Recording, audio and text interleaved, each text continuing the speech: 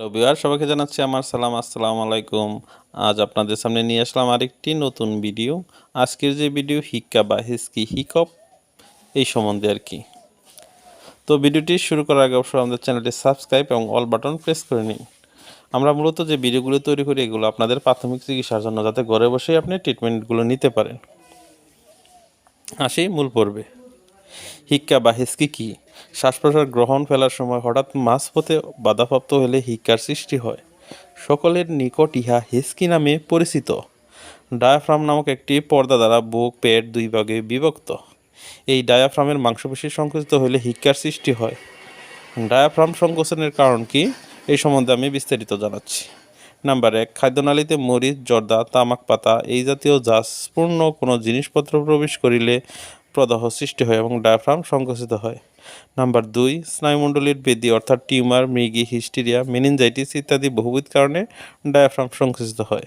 Number 3, অনেক সময় কোনো রোগ ছাড়াই হিক্কা হয়।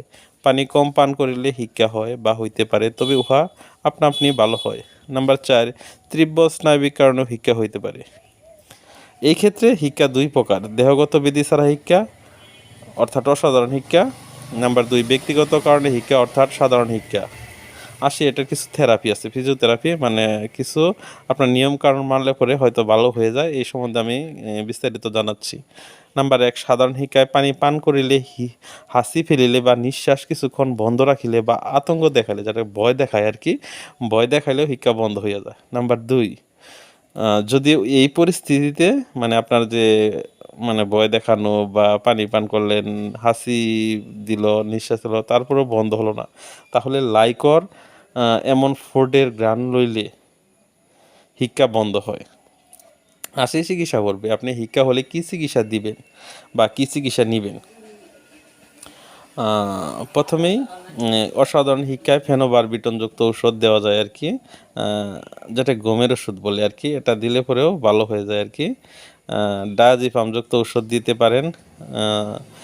এই জাতীয় ঔষধ দিলে পরে হিক্কা কমে যায়। যেমন ট্যাবলেট সিডিল 1 বড়ি করিয়া দিনে 2-3 দিন দিলেন আর কি। 2-3 দিন খেলে পরে আপনা আপনি ভালো হয়ে যায়। আর যদি রোগীকে শিরায় স্যালাইন দিলে আরও তাড়াতাড়ি হিক্কা কমে যায়।